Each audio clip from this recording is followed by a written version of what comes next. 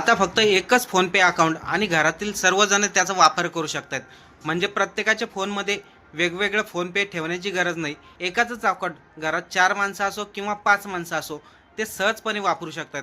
आता ते कसं वापरायचं चला सविस्तर पाहू.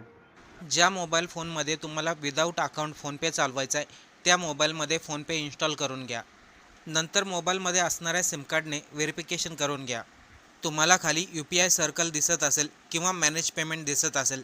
जर UPI सर्कल दिसत असेल तर त्याच्यावरती क्लिक करा आणि जर नसेल दिसेल तर मॅनेज पेमेंटवरती जाऊन UPI सर्कलवरती क्लिक करा. तिथे आपल्या मोबाईल नंबरने व्हेरिफिकेशन करून घ्या. त्यानंतर एक QR कोड जनरेट होईल. आता ज्या मोबाईलमधून आपल्याला समोरच्याला फोनपेचा ॲक्सेस द्यायचा आहे, त्या मोबाईलमध्ये देखील सेम तसंच प्रोसेस करा. मॅनेज पेमेंटवरती जायचं, UPI सर्कलवरती जायचं, खाली जॉईन ॲज अ पेअर या ऑप्शनवरती टच करा. नंतर तुम्हाला ज्या व्यक्तीला फोनपे चालवायला द्यायचा आहे, त्या व्यक्तीचा नंबर टाका आणि त्या समोरच्या मोबाईलमध्ये आलेला QR कोड स्कॅन करा. त्यानंतर पुढे येईल तुम्ही मंथली लिमिट सेट करा.